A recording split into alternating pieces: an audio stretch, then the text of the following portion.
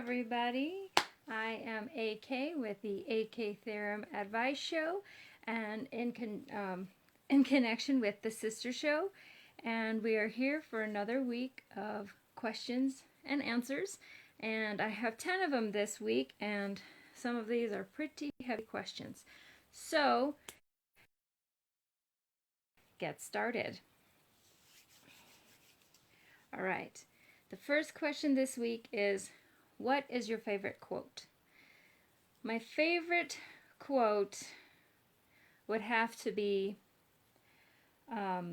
life is like a grindstone. Whether it grinds you down or polishes you up depends on what you're made of. This one is my favorite because it's kind of harsh,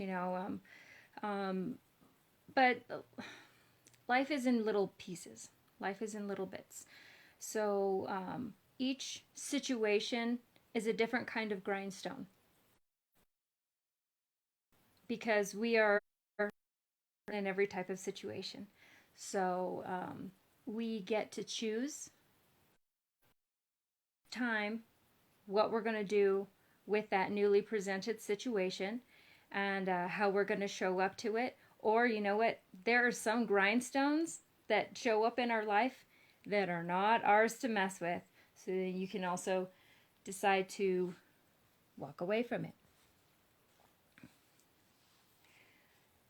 So that would be my favorite. Life is like a grindstone. Whether it grinds you down or polishes you up depends on what you're made of.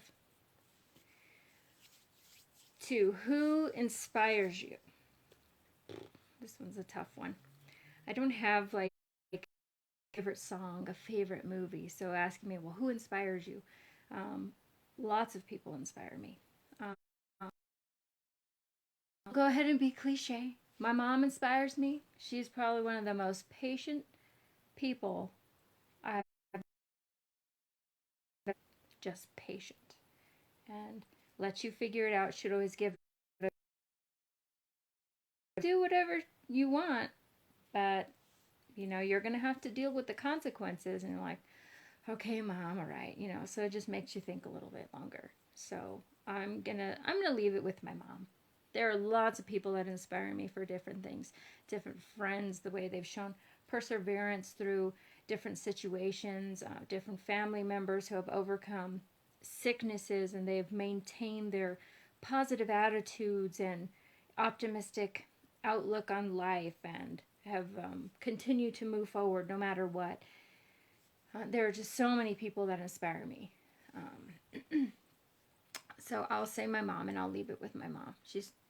Patience is just something that is absolutely needed in your personality. It's that it goes with that advice of think before you speak, type of thing. And you need patience in order to do that.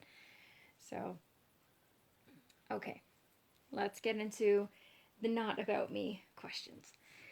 All right. I think my husband is cheating on me. What should I do?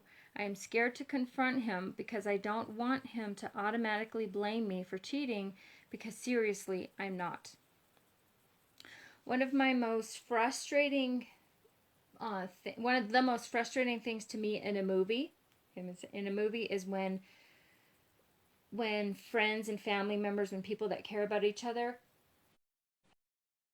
have an issue, they have a secret, and they don't tell the other person that's involved. And they keep it and they let that thing fester inside of them. Now, there's going to be a couple of things that could come up from addressing a topic like this, because obviously this is a very serious situation. And unless you've already established in your relationship that it's an open relationship, because those are out there, okay? There's no judgment here. If that's the understanding for both parties, whatever. I'm not good at sharing, so you see some of my fault right there. 2 things are going to come out of it. Either your worst fear of them actually cheating will come out, but then you get to address why that's happening, and then you can decide what you want to do with that. Okay? And it's your relationship, So everybody else is always going to have an opinion, but it's your relationship, and you're going to figure out what you're going to do with it after you've asked the question, you've had the conversation. The second thing that can come out of it is maybe you personally have some deep-seated insecurities that it doesn't matter what your partner does, how they, if they could buy you flowers every day, they could, sing you songs every morning of how beautiful and wonderful you are, but you're like, are you sure? I don't know. So maybe there's some insecurities inside yourself that, that maybe you have to address, so that way, I mean, look back at previous relationships. Has that been something that's been a pattern? Look at your patterns, because you've always got to self-reflect first. And obviously there's fear in here. Of course it's terrifying, but if you love them, talk to them. Talk to them. Say, and it's not like, oh, I'm gonna, attack them and say, well, I think you're cheating. Secure. I feel this way. Uh, I have an issue that it's important and we need to talk about it. I'm feeling this way. Um, and bring it up. Bring it up from there. My advice is never to keep things secret. I don't like that. I don't think it's healthy for anybody, because it just, that kind of stuff eats at you. And whether it's rooted in cheating's actually happening, well, that needs to be addressed. If it's not something you're okay with, it needs to be addressed. Um, or if you have an insecurity that needs to be addressed, then you can get yourself help. And you guys can maybe go to, I would say couples therapy as well as individual therapy to get past those obstacles, so you can have a full and happy life, and you're not having this thing in the back of your mind going, of that insecurity voices. You know what I mean? All right. Our fourth question. I love my dog, but I don't have enough time to spend with him. Should I be selfish and keep him, or find him a home that he will be taken care of better, where he will be taken care of better? This is a weight so heavily on my heart. I've had to deal with this situation, and what I chose to do was to let the dogs go. They would have more attention, and they would be cared for. Now, I did get to give my dogs to people that I know and trust, and I have been able to see my dogs again. So, of course, that would be the most positive outcome of having to have your dog that you love very much go live with somebody else. It's to them once in a while for a visit. Um, if the dog's life is all day in a kennel or all day inside by themselves with no other interaction, I mean, we as humans don't like that. I mean, we have other outlets like TV and social media, so it's very different. So, I mean, how would you feel if you had to stay in a house where it's completely quiet, you're by yourself, and nobody's interacting with you, if no other interaction? Um, I I would make the same choice again, even though it still hurts me when I think about having to make that choice. I would make the same choice again, because I know that the folks that they went with, they took them on like 3 walks a day. Um, oh, actually that just popped something else in my mind right now.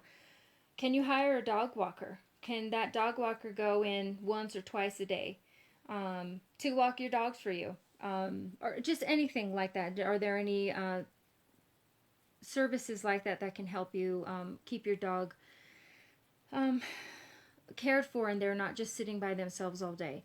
Um, do you have just one dog, two dogs? Maybe getting another dog, and they at least have somebody to play with and interact with. Could be an option. It really just depends on, if you're working 12, 16-hour shifts and the dog is just in a house or in a kennel, that's inhumane. And I even think there are some local laws that outline how long you can keep them in kennels, or even if it's like a dog run type area with, like, without interaction. So definitely look those kinds of things up too, because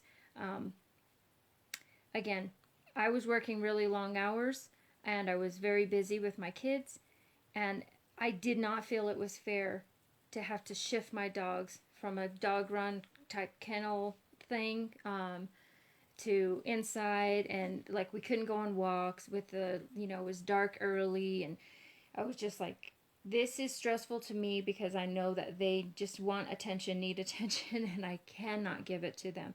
So I did have somebody that was ready to get another dog because theirs had passed, and they took them on multiple walks a day, and they're good, they're happy. And that's all that I could have ever asked for them, because I really had other things I had to take care of. So that's how I ended up making my decision. Okay. My little brother is in a relationship with a girl who drains his spirit. As his older sister, I feel it's my duty to say something. I'm scared to hurt my relationship with him, so I sit idly by and watch this person mooch off of him. What should I do? As I said in one of the previous questions, I don't like secrets or holding things back. We definitely have to make sure that we're in our own correct emotional state before we bring up important subjects, or subjects that are important to us, and talk to people that we truly care about, so that it doesn't come off as an attack. And that can be kind of, it's tough. You care about people, so you don't want to hurt them. So obviously, we're going to approach at the right time. But I would say with this, okay, you're the big sister. How have you always dealt with your little brother? Have you always been communicative and forward? So it's going to be weird if you're acting weird now and, holding back. They might notice a change in you as well and be like, what's going on? And then the other big thing too is there are two sides to every situation. Well, sometimes they've said there's three sides. There's your side, there's my side, and then there's what actually happened. But anyway, there's always two people involved in a relationship. So bringing it up to him, getting his, just talk to him. If you're concerned about them, say, hey, little brother, I don't recognize you, or I feel that you are, sad, or you're different. I'm concerned about you. Hey, little brother, I'm concerned about you. Can we talk? I can't give you a whole script. You need more information. You need to know who this person is that they're with. Do you know enough about them to start making judgment calls on them? So I wouldn't start making a judgment call of, this person is mooching off of them if you don't know them that well. Because maybe that's just the way your brother and that person, they interact. And it might not be healthy, but it's you saying, hey, little brother, I'm concerned about you, and let's talk. This is what I see from you. You are different. You seem different. Can I talk to you about that? So that's where I would approach it. Number 6. I'm in so much financial debt. I can't see my way out. I don't want to let my family down, but I'm scared of losing everything. How do I tell them that I need their help with some things without being a total failure? First of all, a family unit it doesn't consist of one person. It at least consists of two people. And two people in a relationship should be pulling equal weight. Not to use a term that, excuse me, that my dad used to use. He's like, you better pull your weight around here. It's pretty ingrained, just to do your part. So everybody should be doing their part in the family unit.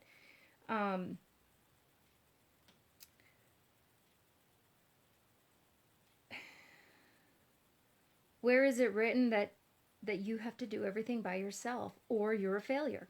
Like, it's not so, black and white. It's not so, because you're the breadwinner, you must do this, this, and this. Like, it's a family unit. Everybody's got to pull their weight. what's the other side of not talking to them? Losing everything? What is scarier? Let me ask you this. What is scarier? Losing everything and then your family saying, well, why didn't you just talk to us? Or saying, family, we've got a situation. I need your help. Again, I don't like secrets. When something's happening, your family should be involved. The person that is on the other end of that secret, they should be involved, and they should have a right to know what could happen to them so they can have an opportunity to help do something about it. Always. So they can sit down and they can help you figure out the financial part of it. You know, cutting back on this or that. Like, I can go on a huge tangent with this. No secrets. No secrets, no secrets. Talk to your family. Let them know what's happening. You're running into an issue. You need their help. Talk to them. How you do this is you be brave. You be brave. You take a deep breath. You remember who you are. And you be brave and you talk to the people that you love. Because you care about them. And that's why you have hard conversations with people that you care about. Because you love them. And they deserve it. They deserve that bravery from you. So that they can give it right back to you and you can support each other. Oh man, this one's a big one. So, number 7. I've been diagnosed with cancer, and I don't know if I should tell my family or not. On one hand, I don't want to be treated as a patient. On the other, I don't want them to feel like they were left out of decisions that could affect them later on.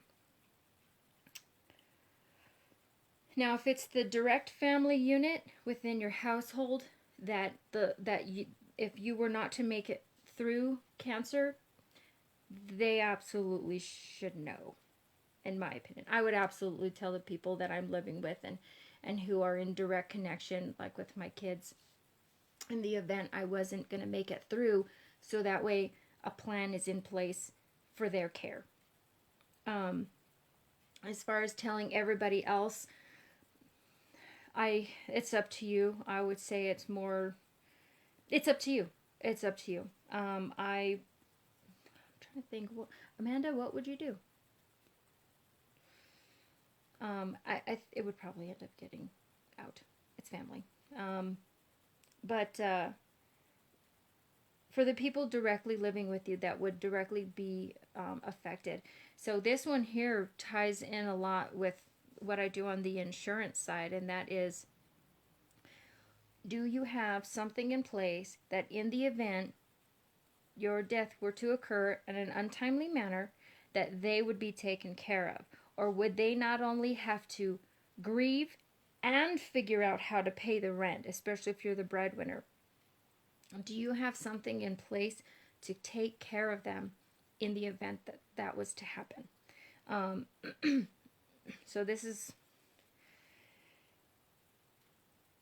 yes, your family needs to know. Sorry, I'm kind of all over the place with this one. This is a heavy question. I'm like, ooh, I'm a little afraid to touch this one. But your immediate family, that if they lost you, they might lose the house. They wouldn't have any, they would be in financial ruin because you're the breadwinner. They need to know. So a plan can be put in place. So that way, because we're all going to pass at some time, okay? When a death occurs, the people that are left behind that love and care about you can grieve. They can grieve the loss and then rejoice the memory. And they're not fighting to survive themselves. So again, I don't like secrets. All right. Number 8, I have a serious shopping problem. I usually shop more when I'm emotional. How do I break this horrible habit before I blow every single penny I have? The initial emotion that comes up here when I read this is fear. So I would say answer your fear with fear.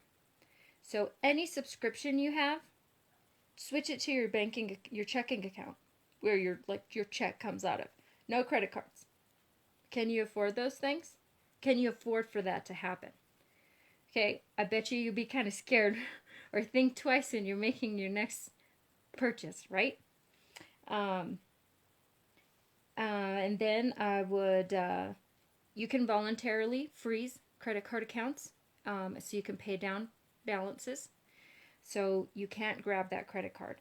I've seen things in the past, other financial advice. They're like, put your credit cards in a like a in a block of ice, basically. So you have to either chip it out, frantically chip it out so you could buy that pair of shoes, or whatever the case is. Um, or let it melt, and it gives you, at least gives you enough time to think about what it is that you're purchasing and if it's actually necessary. um, and then the very in conjunction with that is you've already identified that there's an emotional connection. So it's a purchasing something makes you feel better. So what is it emotionally that you're not dealing with? What is it emotionally that you're trying to avoid? Um, that has to be addressed. Now, if you can start to really not be afraid to look at it, journal, meditate, therapy. I'm a huge advocate for therapy. Give the emotion a name and then start hammering away at it and conquering it from there. But first, can you switch all your subscription accounts and those methods that you used for quick purchase? Switch them all to your checking account. I bet you think twice, because you don't want to overdraft, right? So fight it with a little bit of fear, and then face the emotion with bravery. So you can be in control of your own life, because we can't hide from our emotions forever. They will come and get us. They will come and get us. All right, number 9. I have a child with special needs. I don't want them to be treated different in the community, but I just don't see the resource that will do the things I can do with them at home. I hate that there are not resources and special groups where these kinds of kids can be together. Do you know of any resources that could help so I can have my child socialize? I'm not going to be here forever, and I don't want them to be alone. So I want to address the very, very last portion here of the I'm not going to be around forever and I don't want them to be alone. So depending on what it is that your child needs, do they need to live in like a group home setting? That sort of care if you were not around. So definitely reaching out for resources like that and having a plan in place. If you don't have a family member that can help you care for them, if you need help, if you're not in a healthy state. And I don't know what city you're in. I don't know if you're in a rural area, and that might be why there aren't a lot of resources. I know that the city I'm in, I have 2 cousins that worked at a school that was for special needs kids, of all ranges of special needs. And they had art projects. They did, you know, they put together plays and music events, and they had art shows. So they did a lot of stuff. There was a lot of socialization. It was really awesome. I was able to go and see their show 2 years in a row, and then I was out of the area for a while. But I know there are schools like that, and many of the public schools have programs and classes for special needs kids, so they can be in school and they can socialize, and they can also socialize with kids that do not have special needs, so that kids that do not have special needs know how to respectfully treat folks that do have special needs, and that they are just people, but not exactly like you, and they may not understand things exactly like you. So anyway, so there are definitely those interactions in the public schools where they, um, so everybody learns that respect, and they have that and they're not afraid of each other.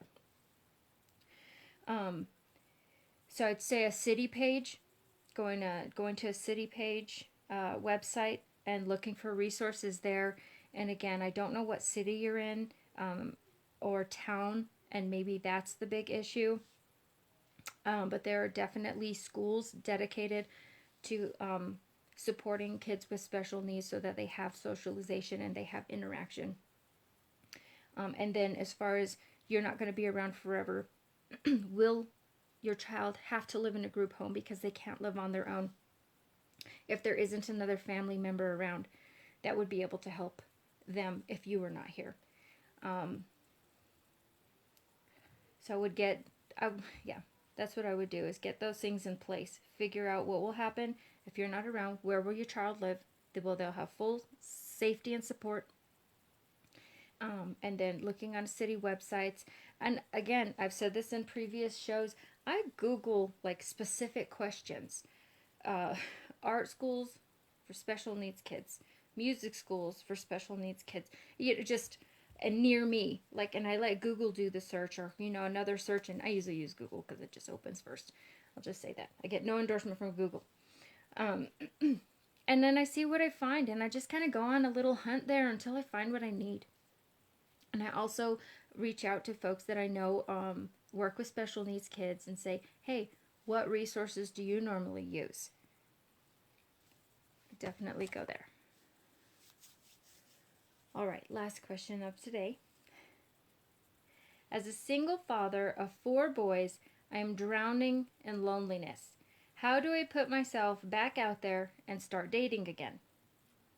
I've got to set an example for my boys on how to treat a woman, but I feel like so many women are expecting a payday. Oh, if I had all the answers for dating. So what I'd like to address is the very last portion of this, is I've got to set an example for my boys on how to treat women. How do you treat any of the women that you encounter? Whether it be somebody at a store, whether they be a cashier, whether you're at a restaurant and they're a server, whether they're a business person, you have business dealings. How do you treat those people? And then let's go a little further. Let's say it's a server situation, because I'm thinking more everybody's together in a family setting. Okay, if you're taking care of financial business or whatever, you don't have everybody with you normally. I like to run errands if I can without having to drag the kids around, because it can just be faster, and they're bored. I mean, they don't want to go to the bank. Anyway, so let's say it's a server situation. Would you treat a female server differently than a male server? Would you think that it's below a male to be a server? I mean, it's really, we are the example. We have an opportunity to teach people how to treat our kids, how to treat others by how we are treating them when we encounter them. Whether it's a difficult situation, whether we're in a bad mood that day or not, like, we're still responsible for not being jerks to each other. Are we always perfect at it? Absolutely not. But we're also human beings. And as long as you're identifying it, learning, and changing it, and, don't repeat those bad patterns, your kids will learn by example. So they have an opportunity to learn how to treat women with, how are you with your mom? How are you with your aunts? How are you with your female friends? How are you with your siblings, with your sisters? How do you treat them? How do you talk to them? Does what they say have value? So it doesn't have to be right inside your home all the time in that romantic relationship. And that has to be the example. Who we are, how we are in the world, teaches our kids how to treat others. I can't answer the getting yourself back out there in the dating world, because I'm definitely no expert on that. So, I mean, yeah, I'm just gonna leave it like that. Use every day as an example of how to treat people. And and take a look at how you treat people, and do you treat the sexes differently? And that would be my last piece of advice for that question, and that is the last question for today.